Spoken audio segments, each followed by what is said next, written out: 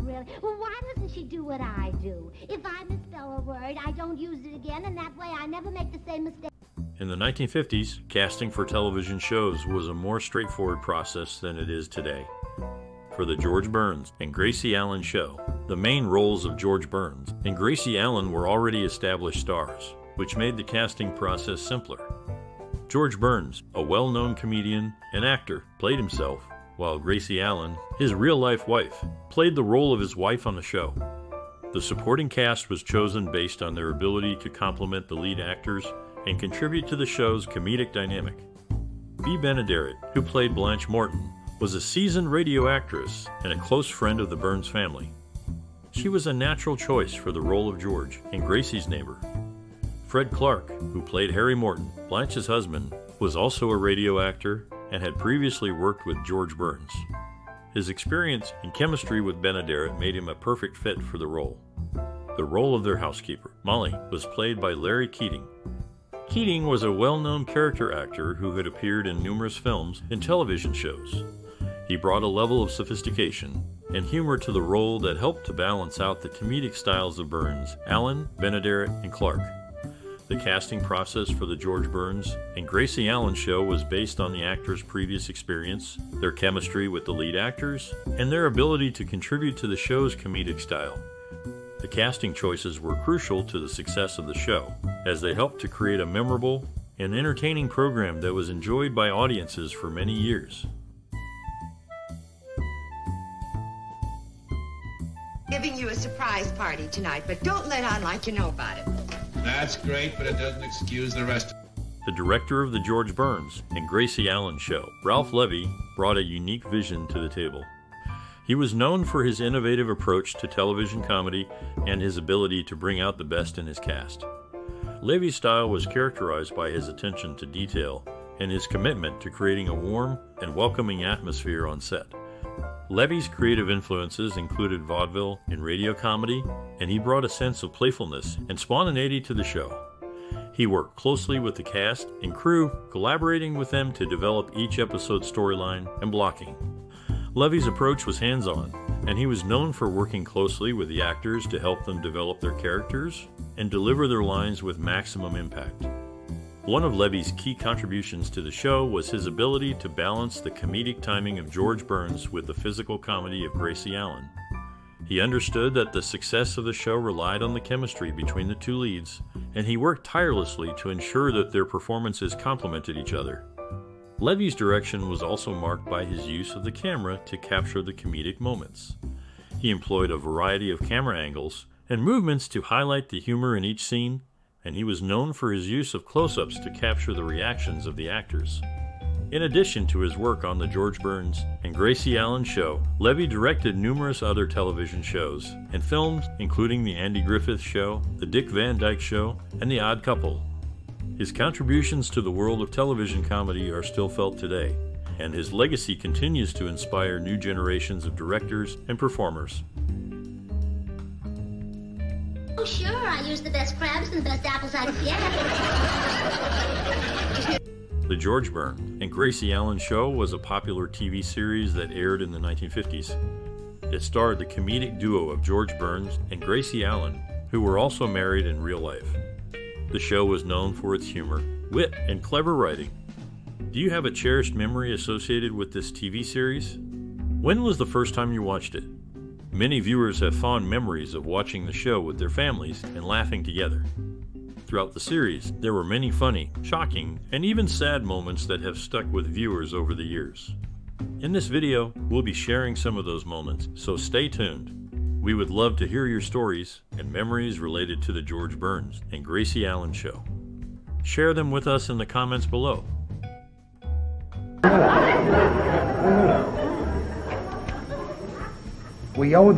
The George Burns and Gracie Allen show, a popular 1950s TV series, was filmed in Hollywood, California at the General Service Studios. The sets were designed to resemble the couple's real-life home, providing viewers with a glimpse into the world of the beloved comedy duo.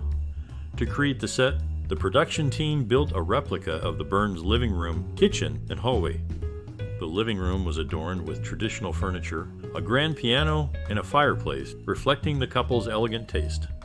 The kitchen was equipped with the latest appliances, and the hallway featured a distinctive staircase, which was the setting for many comedic moments. Despite the controlled environment of the studio, the production faced several logistical challenges. One of the main difficulties was filming in front of a live audience. The show was performed in real time, with the audience's laughter and reactions captured on film. This required careful planning and coordination to ensure that the cameras, actors, and audience were all in sync. Another challenge was the use of multiple cameras. The show employed 3 cameras to capture the action from various angles. This required the camera operators to work together seamlessly, coordinating their movements to ensure that they captured every joke and pratfall. To enhance the viewing experience, the production team employed innovative techniques and technologies. One such innovation was the use of a laugh track. Although the show was filmed in front of a live audience, the laugh track was added in post-production to enhance the comedic timing and ensure that viewers at home could fully appreciate the humor. The show also made use of early special effects, such as superimposed images in visual gags. These effects were achieved through the use of optical printers and other cutting-edge technology of the time. In conclusion, the production of the George Burns and Gracie Allen show was a complex process that required careful planning, coordination, and the use of innovative techniques and technologies. Despite the challenges, the show became a beloved classic, delighting audiences for generations.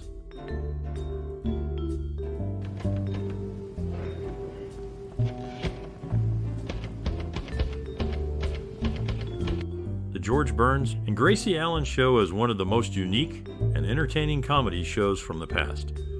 The chemistry between George and Gracie was exceptional, with Gracie's misunderstanding of situations often leading to humorous outcomes. Although Red and Kitty from the 70s show share some similarities with George and Gracie, they are not exactly the same.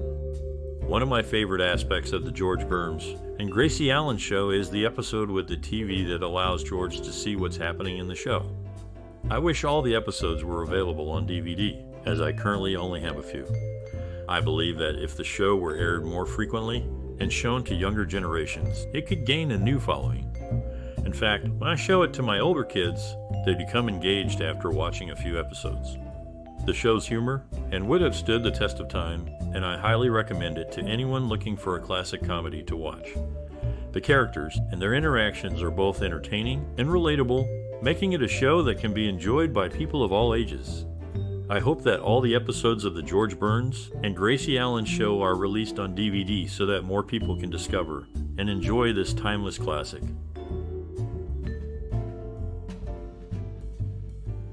Honor as a woman. I do solemnly swear that I will be loyal to my club.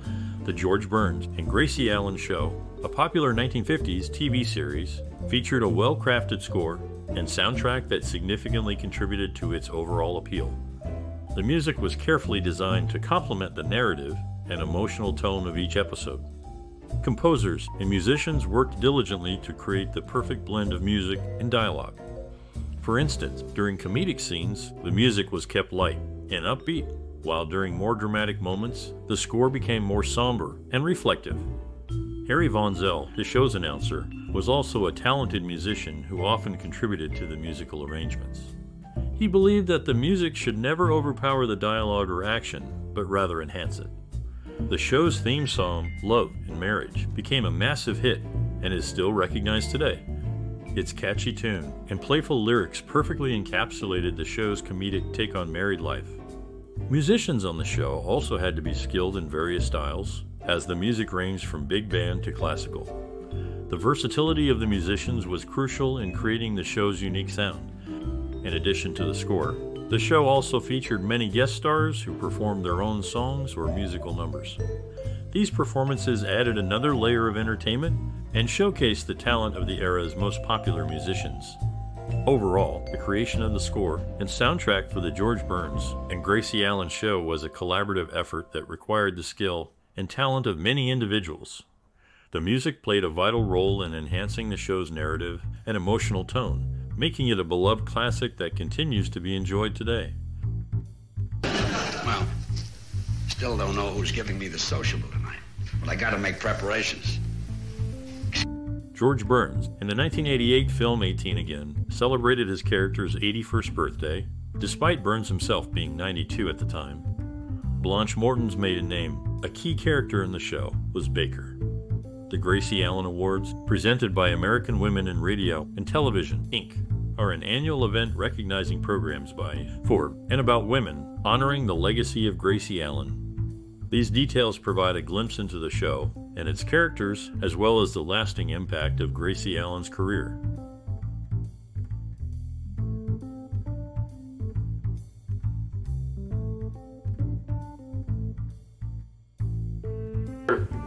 I have some very important real estate listings I have to classify, and I said I sent her downtown because... One of the most iconic scenes in the George Burns and Gracie Allen show is from the episode Gracie's Lost Watch. In this scene, George questions Gracie about a missing watch, and Gracie's confusing answers lead to a humorous misunderstanding. Director Rod Amatow uses a simple yet effective staging, with George and Gracie seated at a table facing each other. This setup allows the audience to focus on the actor's expressions and body language, which are crucial to the scene's comedic impact. Gracie Allen's performance is the highlight of this scene. Her delivery of lines, filled with non sequiturs and misunderstandings, is both charming and hilarious. She embodies the ditzy character with genuine innocence, making it difficult for the audience not to be charmed by her performance. The cinematography is straightforward, with minimal camera movements. The use of close-ups on Gracie's face during her responses adds to the humor, as her expressions are priceless. This scene, and the show as a whole, had a significant impact on audiences. It showcased the unique comedic style of George Burns and Gracie Allen, which relied on verbal humor and clever misunderstandings. The show's success paved the way for future sitcoms and solidified George and Gracie's place in television history. George Burns once commented on Gracie's performance style, saying, "Gracie's humor came from her unique way of looking at the world. She could take the simplest idea and turn it into something hilarious." The scene's impact on audiences is evident in its continued popularity. Even today, it remains a classic example of early television comedy and a testament to the enduring appeal of George Burns and Gracie Allen's comedic chemistry. Nowadays, it's cheaper than food. Oh, and George, there was a mother bear that just had 2 little cubs.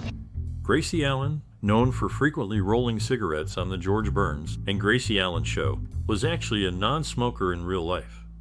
She and George Burns started their performing career in 1922, with Gracie quickly becoming the comedic focus.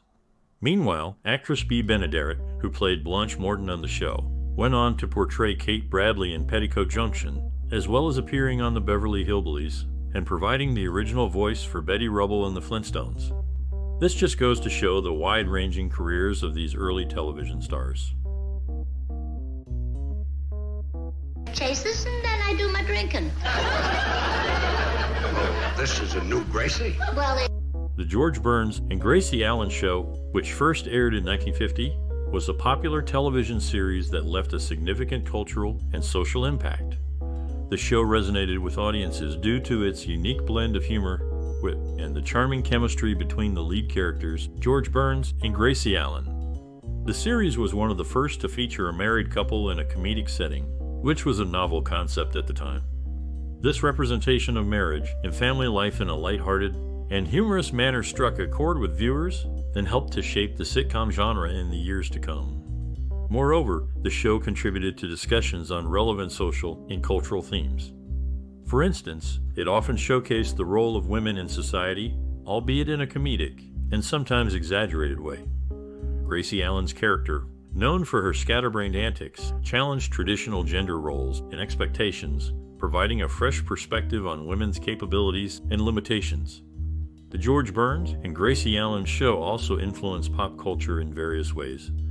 The show's catchphrases, such as George Burns' famous line, "Say goodnight, Gracie," became part of the cultural lexicon and are still remembered today. Additionally, the series paved the way for future comedic duos and television shows, leaving a lasting impact on the entertainment industry. In summary, the George Burns and Gracie Allen show resonated with audiences through its humor, wit, and portrayal of marriage and family life. It contributed to discussions on social and cultural themes and influenced pop culture, leaving a significant cultural and social impact that is still felt today. You're in this neighborhood, Mrs. Jantzen? By the way, that's a very pretty suit you wear. Lyle Talbot, a seasoned actor who participated in an extravagant publicity campaign for the Busby Berkeley musical in 1933, later became part of the George Burns and Gracie Allen Show. The show, which aired on CBS and NBC from 1934 to 1950, was recognized for its comedic brilliance and inducted into the Radio Hall of Fame in 1994. Initially, Gracie Allen played the straight character, while George Burns delivered the funny lines. However, when Burns noticed that Allen received more laughs, he astutely switched their roles. This move further solidified the show's success and their partnership, creating a unique dynamic that audiences adored.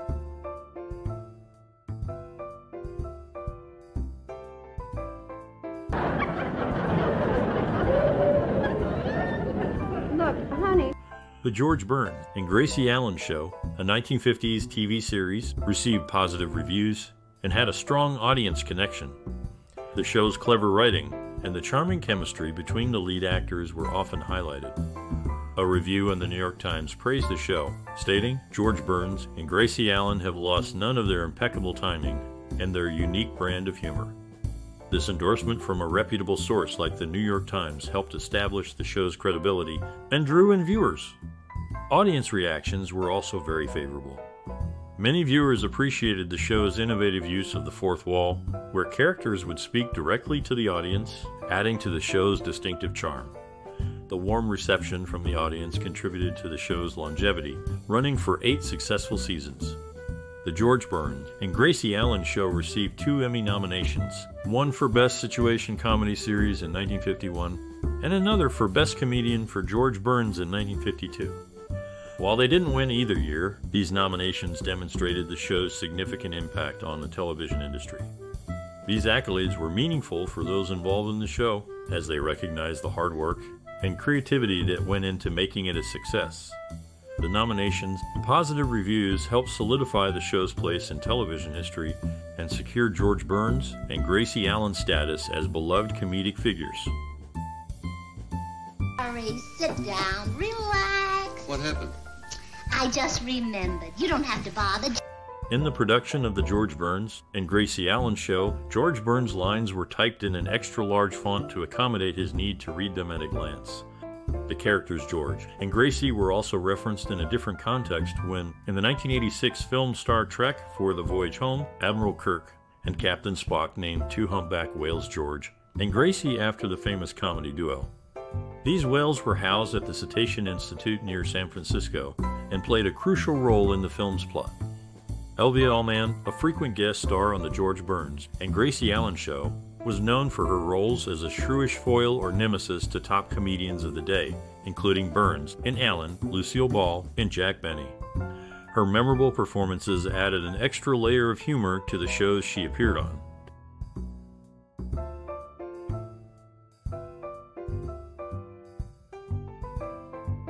Be a pleasure. Wonderful! Have another one of mine. The George Burns and Gracie Allen Show, which aired from 1950 to 1958, was a groundbreaking television series. The show was one of the first to be broadcast live from New York, and the cast and crew had to deal with numerous challenges during filming. One of the most memorable moments during the production of the show occurred when Gracie Allen, known for her comedic timing, accidentally flubbed her lines. Instead of getting flustered, she turned the mistake into a joke, and the audience erupted in laughter. This moment highlighted Gracie's natural comedic ability and her ability to think on her feet. Another interesting anecdote from the set of the show involved George Burns, who was known for his love of cigars. During one episode, George's cigar smoke became so thick that it set off the studio's fire alarm. The crew had to quickly evacuate the building, causing a brief delay in filming. The show's writers also had some interesting experiences while working on the series. They often had to come up with new and creative ways to write for Gracie's character, as she was known for her unique brand of humor. One writer, Jess Oppenheimer, once said that writing for Gracie was like trying to catch a fly with chopsticks. Despite the challenges, the cast and crew of The George Burns and Gracie Allen Show worked together to create a beloved and enduring television series. The show's legacy can still be seen today as it continues to be celebrated for its groundbreaking format and memorable characters. Doing it for years, and I've never lost a thing.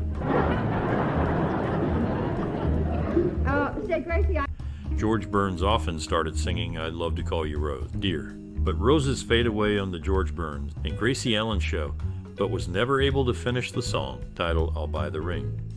In real life, Harry Von Zell had written episodes of Wagon Train, which the show's writers used in the final season, having Harry's television persona constantly pitch Western-themed shows. When the series ended in 1958, it became the longest-running situation comedy in television history. So you see, to be a straight man, you have to have a talent. You have to develop this talent. The George Burns and Gracie Allen Show, which first aired in 1950, holds a significant place in television history. The show, which featured a husband and wife comedy team, was one of the first successful sitcoms and helped to establish the situation comedy as a popular genre. Its innovative use of live studio audiences and candid breaking of the fourth wall set it apart from other shows of the time, and have since become standard practices in television comedy. The show's influence can be seen in many subsequent sitcoms, including I Love Lucy, The Dick Van Dyke Show, and The Mary Tyler Moore Show. These shows, like The George Burns and Gracie Allen Show, featured strong, relatable characters, clever writing, and a focus on the comedic dynamics of married life. The show also paved the way for future husband and wife comedy teams, such as Sonny and Cher, and even influenced the development of reality TV shows that feature real-life couples.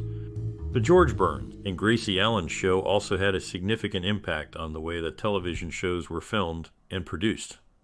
The show was one of the first to be shot on film, rather than being broadcast live, which allowed for greater flexibility in editing and post-production. This innovation would become the norm for television production in the following decades. Additionally, the show's use of a live studio audience helped to create a sense of community and shared experience for viewers, something that is still valued in television today. The show's ability to bring laughter and joy to its audience, even during difficult times, is a testament to its enduring appeal and influence. In summary, The George Burns and Gracie Allen Show was a groundbreaking television series that left a lasting legacy on the sitcom genre, television production, and the shared experience of television viewing. Its impact can still be seen in many modern television shows and will continue to be felt for years to come.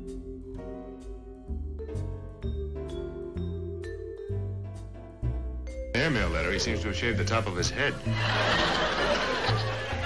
Say, by the way, aren't you from San Francisco? Fred Clark, a well-known character actor, made appearances in numerous films and TV shows. He is best remembered for his role as the uptight executor of Auntie Mame's brother's will in the 1958 movie, Auntie Mame. Gracie Allen, the other half of the dynamic duo in The George Burns and Gracie Allen Show, was frequently seen in the kitchen preparing meals. Interestingly, Gracie had no interest in cooking in real life. Meals for her family were either prepared by their chef or they dined out. George Burns, the other half of the duo, is recognized for being the first entertainer to directly address the television audience, breaking the fourth wall. He claimed to have been inspired by Thornton Wilder's 1938 play, Our Town. However, Burns had already used this technique in his first short film, Lamb Chops, before that.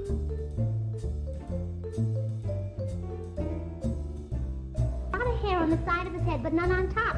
So I said to him, "Ma, you must have grown fast when you were a boy. You grew right up through your hair."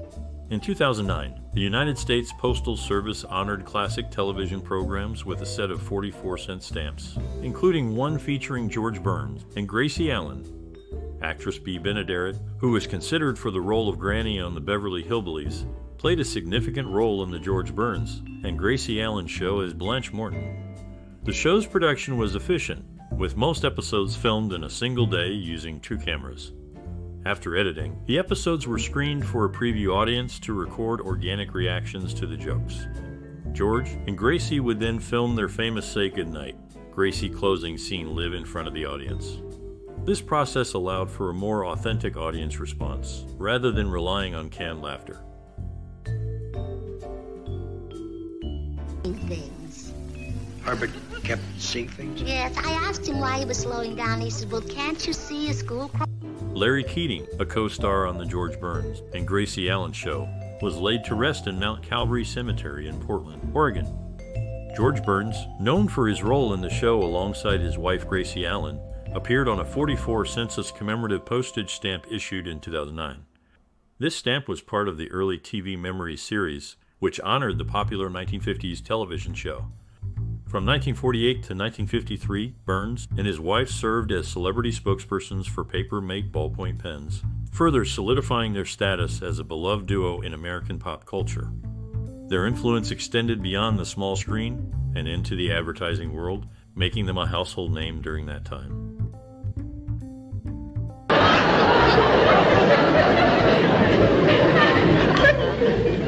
I guess not. Jack Benny, a well-known comedian, was actually born in Chicago, but his mother had his birth certificate listed in Waukegan, where she had spent 9 months carrying him. Benny's sense of comedy timing was legendary, and at his funeral, George Burns began the eulogy but broke down. Bob Hope then stepped up and paid tribute to Benny, saying, "For a man who was the undisputed master of comedy timing, you have to say that this was the only time when Jack Benny's timing was all wrong. He left us much too soon." Lyle Talbot, an actor who appeared on The George Burns and Gracie Allen Show, was the grandfather of Joe Talbot. Talbot had a long and successful career in Hollywood, appearing in over 200 films and television shows. These are just a few of the interesting facts surrounding The George Burns and Gracie Allen Show, a popular television series from the 1950s. The show was known for its humor and wit, and it continues to be enjoyed by audiences today.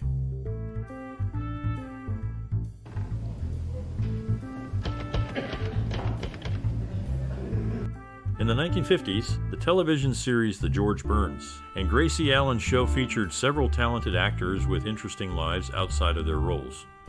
Judi Meredith, one of the show's actresses, was reportedly in a relationship with Bobby Darin before he married Sandra Dee. Bea Benaderet, another actress on the show, was a mother of 2. Her daughter, Maggie Bannon, and son, Jack Bannon, followed in their mother's footsteps and pursued careers in the entertainment industry. Larry Keating, who also appeared on the show, had a family of his own. He was a father to 2 sons, Robert and Larry Jr., and a stepfather to William Evans. In summary, The George Burns and Gracie Allen Show was not just a popular television series, but also a platform for talented actors with rich personal lives and families.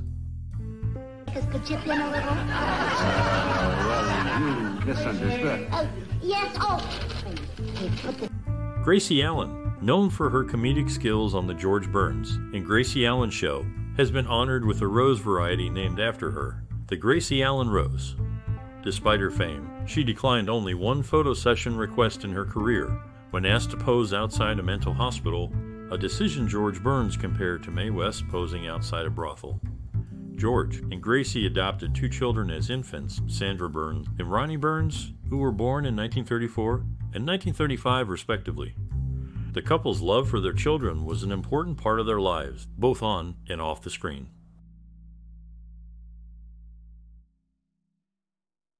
Later, yeah. Jack Benny was known for his strong sense of loyalty and fairness. During his tours, he protested against hotels that didn't allow Eddie Anderson to be a guest and was joined by the rest of the road company. Gracie Allen, along with her husband, was the celebrity spokesperson for Paper-Mate ballpoint pens from 1948 to 1953. Larry Keating, who was a popular component of the Mr. Ed Show, passed away suddenly during the show's 3rd season, which led to a decline in its popularity. Despite good work from replacement actors Jack Albertson and Leon Ames, the show never regained its former popularity.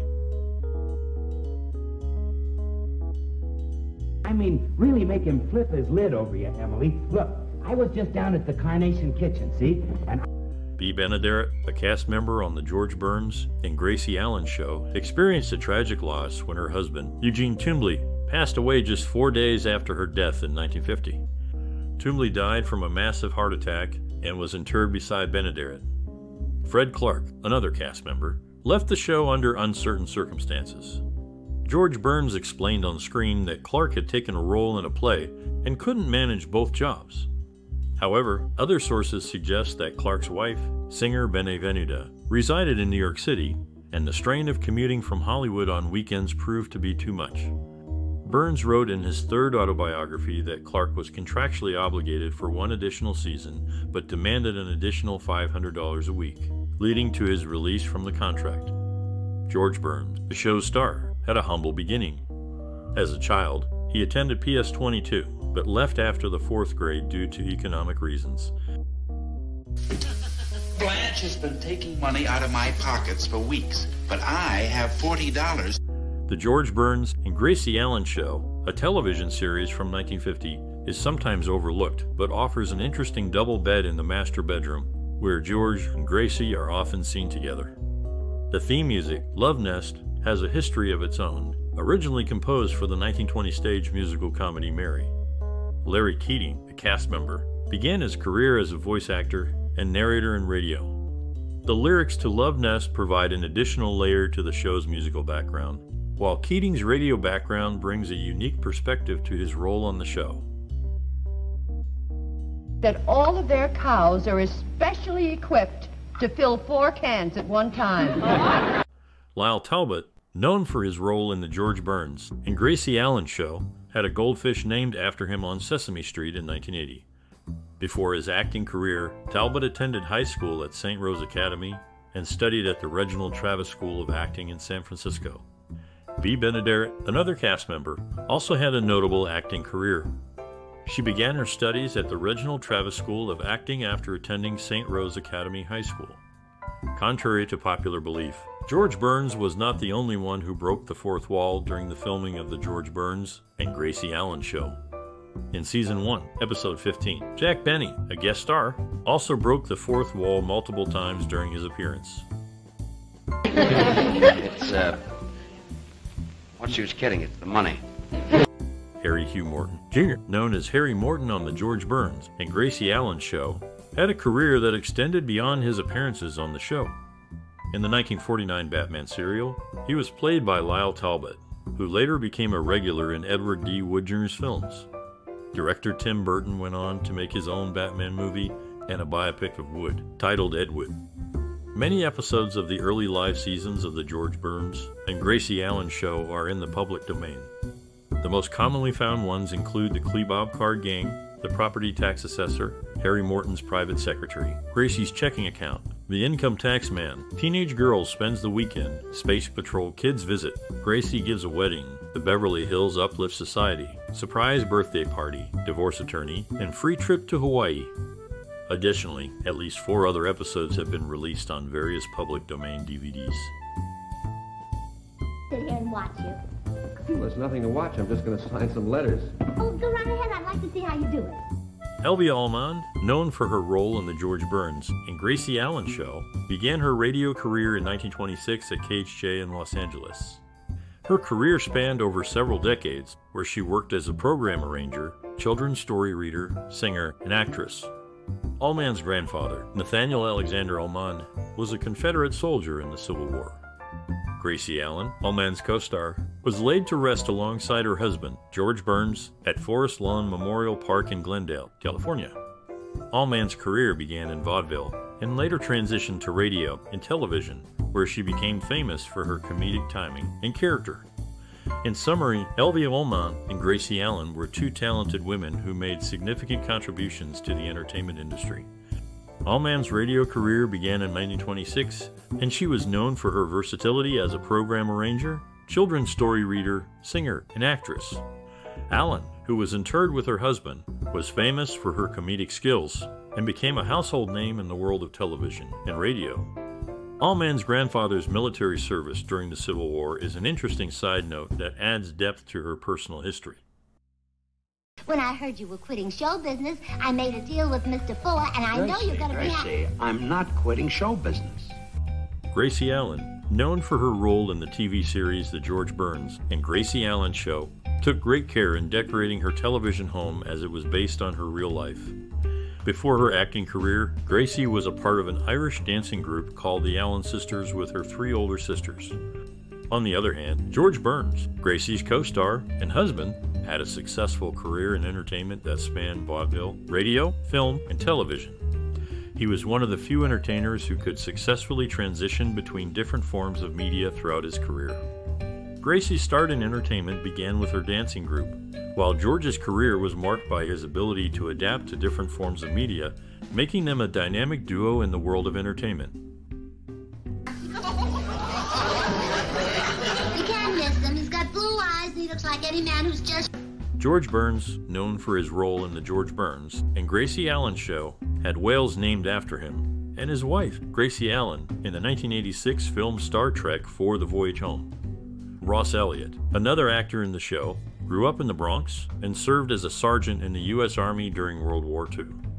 Irene Hervey, who also appeared in the show, became a mother to Gail with her first husband, William E. Fenderson. Gail was later adopted by Irene's second husband, Alan Jones. These actors brought their unique experiences and backgrounds to their roles in The George Burns and Gracie Allen Show, contributing to its enduring popularity. Oh, Mrs. Burns, are you having fun with me? Well, not as much as I would have if you were Kurt. Elvia Ullman, known for voicing Clarabelle the cow in Disney cartoons from 1928 to 1942, brought the character back to life in Disney's Mickey Mouse cartoon feature version of The Prince and the Pauper in 1990, nearly 50 years later. George Burns, her co-star in The George Burns and Gracie Allen Show, received 3 stars on the Hollywood Walk of Fame for his contributions to live theater, motion pictures, and television. Despite his fragile health, he was honored for his 100th birthday, although he couldn't attend the celebration in person. For her, if she can't remember who she is, how can she remember how to commit forgery? Right, Mrs. Burns? Right. George Burns, known for his comedic timing on The George Burns and Gracie Allen Show, made a significant discovery in the entertainment industry and Margaret.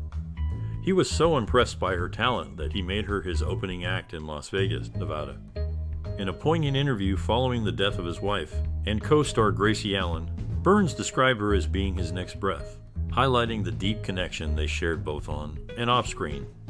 Douglas Dumrell, another notable figure in the world of television and film, appeared in 6 Oscar Best Picture nominees, including I Am a Fugitive from a Chain Gang, The Lives of a Bengal Lancer, Naughty Marietta, Mr. Deeds Goes to Town, Julius Caesar, and The 10 Commandments. His impressive career trajectory and versatile acting skills earned him a place in some of the most memorable films of his time. You do? Sure. You mean you'll do it? Of course, only one thing. I want that. George Burns, the star of the 1950s television series The George Burns and Gracie Allen Show, had an interesting start to his career. At the age of 13, he charged immigrants 5 for dance lessons, claiming it was a necessary step for becoming a U.S. citizen. Burns' parents were Jewish immigrants, his father from Austria and his mother from Poland. Bea Benaderet, a regular cast member on The George Burns and Gracie Allen Show, had previously worked with Gene Vanderpil on The Flintstones and Top Cat. These facts offer a glimpse into the lives of the people behind the scenes of the popular 1950s television series. Mr. Hanley? Excuse me, I'm looking for Mrs. Burns. There's an item here I don't understand. Well, she's gone. Maybe I can help. Maybe. George Burns, the famous comedian and actor, started his career as a struggling vaudevillian. Due to the inconsistency of work, he often had to change his stage name, using pseudonyms like Willie Delight, Captain Betts, and Buddy Lynx. Later, he married Gracie Allen, and they continued to play single characters on their show, even after their marriage. George explained that they had to get married on air due to declining ratings. Bea Benaderet, a prominent cast member of The George Burns and Gracie Allen Show, experienced a tragic coincidence. Her second husband, Gene Tumbley, died of a heart attack just 4 days after she passed away from cancer. The show's format evolved when George decided to update the act on air due to low ratings. Despite being married in real life, George and Gracie continued to portray single characters, maintaining the original premise of their show. Feed elephants peanuts. $10, fine. Elvia Ullman, known for her role in The George Burns and Gracie Allen Show, had a personal life that included 3 marriages. Her third and final marriage to Jerome Baylor lasted for 33 years until his death in 1978. Howard McNear, another cast member, faced a significant challenge during his time on The Andy Griffith Show. He suffered a severe stroke that affected his left shoulder, arm, and legs. As a result, later episodes either feature him in close-ups or seated, with the use of a brace to support him. Bea Benaderet, who also appeared in the show, had an early career in acting, singing, writing, producing, and announcing on radio. She gained this experience while attending the Reginald Travis School of Acting in San Francisco, where she worked with stock companies in little theaters. It's Harry's birthday, and George is getting a... In the 1950s, the world of television welcomed the George Burns and Gracie Allen Show.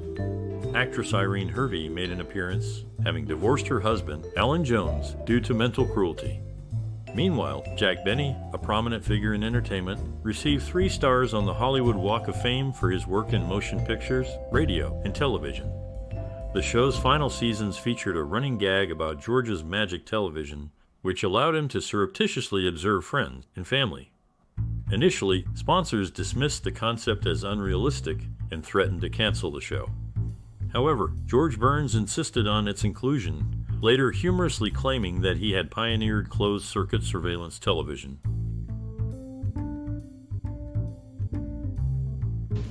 I'd be afraid of you if you were 5'2". In the 5th season of The George Burns and Gracie Allen Show, a new segment was introduced. Known as the Afterpiece, it featured George and Gracie performing their vaudeville routines in front of a live audience after the main sitcom plot had concluded. This edition brought a touch of their earlier career to the small screen. George Burns and Gracie Allen were laid to rest together at Forest Lawn in Glendale, California, following their passing. When Larry Keating joined the cast as Harry Morton, the writers reimagined the character to fit Keating's dramatic acting style. His profession changed from real estate to accounting, and he became known for his healthy eating habits and eloquent speeches filled with obscure vocabulary. These alterations added depth and variety to the show's characters.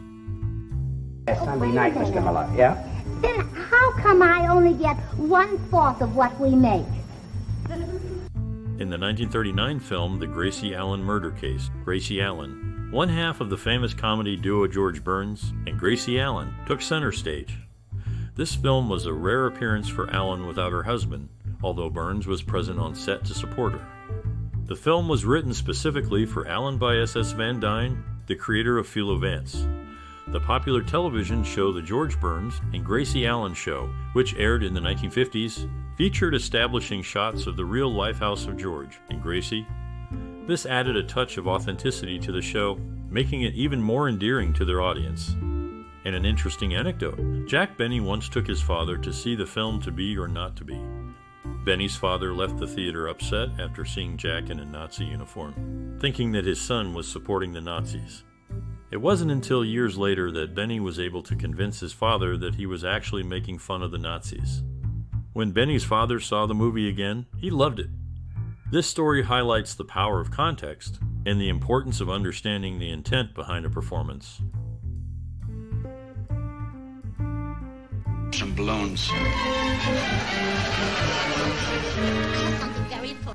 Judi Meredith, a former star figure skater, found her path to acting after facing accidents that hindered her skating career. She was discovered by George Burns in a play and offered a recurring role on his TV show in 1956. Bea Benaderet, another notable figure in the series, was laid to rest at Pierce Brothers Valhalla Memorial Park in North Hollywood, California, following her death from emphysema at 62. Her second husband, Gene Tumley, was interred beside her just 4 days later after suffering a heart attack. The friendship between Jack Benny and singer Giselle McKenzie, who also played the violin, was noteworthy. Benny often referred to McKenzie as Doll, reflecting their closeness. These anecdotes offer a glimpse into the lives of the talented individuals who brought the George Burns and Gracie Allen Show to life. Goodbye, dear. Goodbye, Einstein. He picked up a lot of those words in Paris. We'd love to hear about your memories and experiences related to the George Burns and Gracie Allen Show from the 1950s.